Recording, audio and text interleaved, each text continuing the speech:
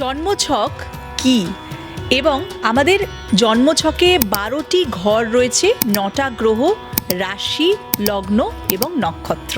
আজকে এটাই হচ্ছে আমাদের টপিক। আপনারা শিখবেন আপনাদের জন্মছক দেখা। হ্যাঁ, নমস্কার, আমি অ্যাস্ট্রোলজার, বাস্তু কনসালটেন্ট, নিউমারোলজিস্ট সুপর্ণা পাল যাদব। আমার চ্যানেলে আপনাদের সবাইকে অনেক অনেক স্বাগত।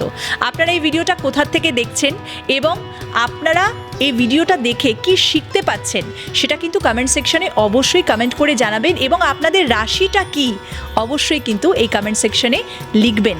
আপনাদের প্রত্যেকটা কমেন্ট কিন্তু আমার জন্য অনেক অনেক মূল্যবান। চলুন সরাসরি আমরা জন্মছকে বিস্তারিতভাবে জেনে নিই। জন্মছক, আমি সবসময় বলি যে horoscope is just the snapshot of the sky when a person takes birth. যখন একটি ব্যক্তি জন্মাচ্ছে তার জন্মছকটা কিন্তু ঠিক তেমনই যখন আমরা স্ক্রিনশটটা নেই।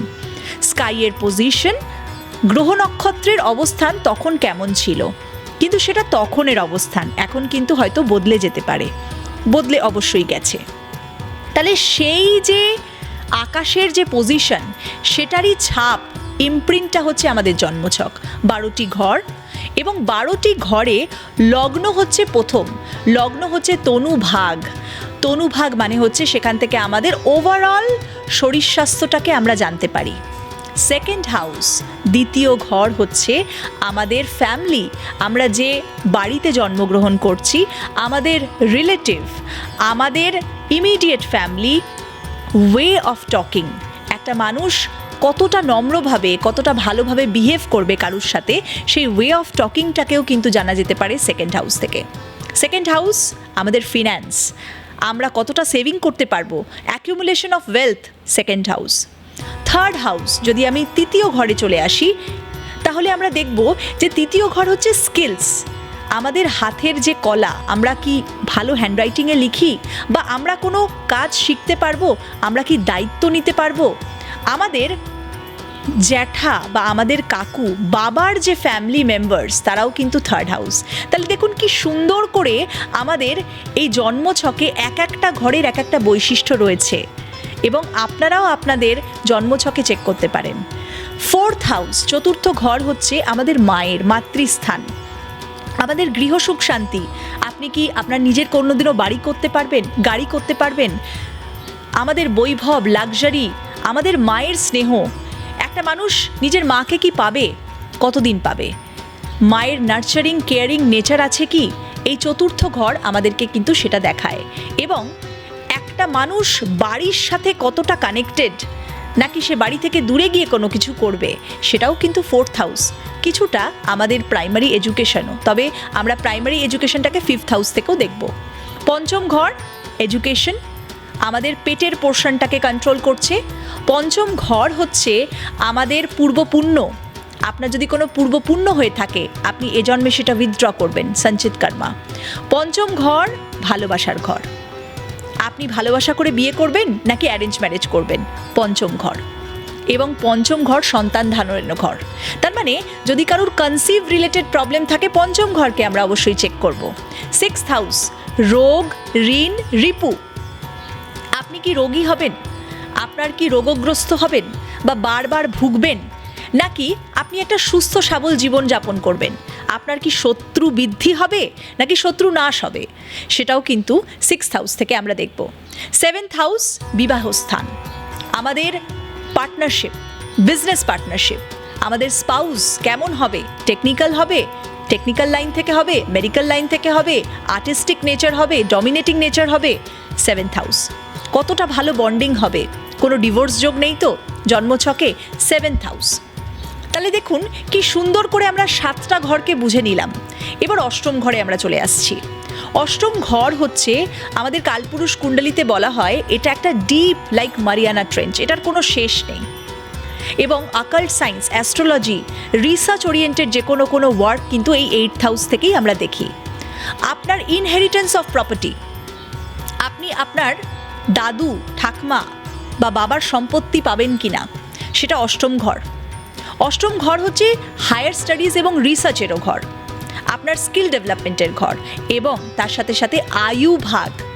আয়ু ভাগ মানে হচ্ছে আমরা দীর্ঘায়ু পাবো কিনা, সেটারও ঘর।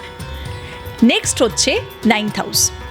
নবম ঘর হচ্ছে ভাগ্য, পিতা, ধর্ম, যাত্রা, ট্রাভেলটাকে ইনক্লুড করছে, বাবার হেলথ, বাবার ভাগ্যটাকে ইনক্লুড করছে, আপনার গুড লাক ফরচুনটাকে ইন্ডিকেট করছে এবং আপনি কতটা স্পিরিচুয়াল সেটাকেও ইন্ডিকেট করছে। দশম ঘর career, কর্মভাগ।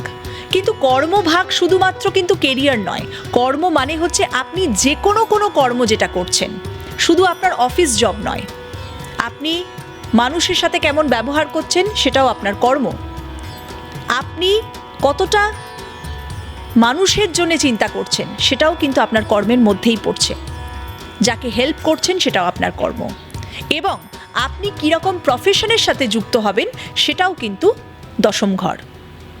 11th house gains and profit, তার সাথে সাথে সোশ্যাল লাইফ, আপনার সোশ্যাল সার্কেল কেমন, আপনার বন্ধুবান্ধব কেমন, আপনি কতটা টাইম স্পেন্ড করছেন, এবং তার সাথে সাথে প্রফিটস অ্যান্ড গেইনস কেমন হবে সেটা 11th house. 12th house last, আপনার স্লিপ ডিসঅর্ডার আছে কি না, বা ঘুমের যে আয়তন সেটা কীরকম, কোয়ালিটি অফ স্লিপটা কেমন, ইনসোমেনিয়া নেই তো, এটা 12th হাউস থেকে আমরা দেখব। 12th হাউস হচ্ছে আমাদের ব্যয়ের ঘর, এক্সপেন্ডিচার, স্পেন্ডিং। 12th হাউস আমরা যেটা দেখব সেটা হচ্ছে মোক্ষার। 12th হাউস স্পেন্ডিংয়ের সাথে সাথে আমাদের বেড প্লেজার। 12th হাউস আমাদেরকে কিন্তু ব্যয়ের সাথে যুক্ত করে এবং তার সাথে সাথে আমাদের মৃত্যুর যে রাস্তা কেমন হবে সেটাকে দেখায়। তো 12th হাউস এত ইম্পর্ট্যান্ট একটা হাউস, এবং ফরেন সেটেলমেন্টেরও হাউস, জিনিসগুলোকে ছাড়ার house, let go things is 12th house. 12টি ঘরকে বিস্তারিতভাবে আমরা জানলাম, এবং আপনি কিভাবে জানবেন যে আপনার রাশি কি, এটাকে কিন্তু আপনাকে জেনে নিতে হবে। চন্দ্র আপনার জন্মছকে যেই ঘরে বসে রয়েছে, আপনার জন্মছকে যে নাম্বারসগুলো রেখা রয়েছে, ধরুন 5 নম্বরে চন্দ্র রয়েছে, তার মানে আপনার রাশি হয়ে গেল সিংহ। আপনার চন্দ্র ধরুন 8 নম্বরে লেখা রয়েছে, তাহলে আপনার রাশি কি হলো? বৃশ্চিক। তাহলে চন্দ্র যেই নাম্বারে বসবে সেই নাম্বারের যে রাশিটা, সেটাই কিন্তু আপনার রাশি হিসেবে গণনা হয়ে গেল। তাহলে আপনার রাশি কি অবশ্যই কমেন্ট সেকশনে কমেন্ট করবেন, এবং প্রত্যেকটি গ্রহ এবং আপনার জন্ম নক্ষত্র, আপনি যখন জন্মেছেন আপনার একটা নক্ষত্র পেয়েছেন, প্রত্যেকটা নক্ষত্রের 27টা নক্ষত্রের 4টে করে পদাজ রয়েছে, প্রথম, দ্বিতীয়, তৃতীয় এবং চতুর্থ, এবং প্রত্যেকটা গ্রহ কিন্তু এক একটা নক্ষত্রে রয়েছে। তো নক্ষত্র বিচারও কিন্তু ভীষণভাবে দরকার, কেন কি যে কোনো গ্রহ ফল দেয় তার নক্ষত্র হিসেবে। যেমন এক্সাম্পল, শনি রোহিণী নক্ষত্র, চন্দ্রের নক্ষত্র, শনি রোহিণী নক্ষত্রে ভীষণ খারাপ প্রভাব দেয়। সেরকমভাবে যদি ভালো কোনো নক্ষত্র পায়, নিজস্ব কোনো নক্ষত্র পায়, ভালো রেজাল্ট দেবে। আমরা আজকে জন্মছকটাকে একটু শর্টে 12টি ঘর এবং তার রাশি বুঝে নিলাম। আপনার রাশি কিভাবে আপনি দেখবেন সেটাকেও বুঝলাম। এই জন্মছকে আপনার কিন্তু ভাগ্য রয়েছে, তবে একটা জিনিস সবসময় মনে রাখবেন, কোনো অ্যাস্ট্রোলজার কিন্তু কারোর ভাগ্য বদলাতে পারে না। No one can change anyone's destiny which is already designed by God. আমরা পথ নির্দেশক, রিড করছি হরোস্কোপটাকে, গাইড করছি। We can smoothen your journey, but destiny is designed already.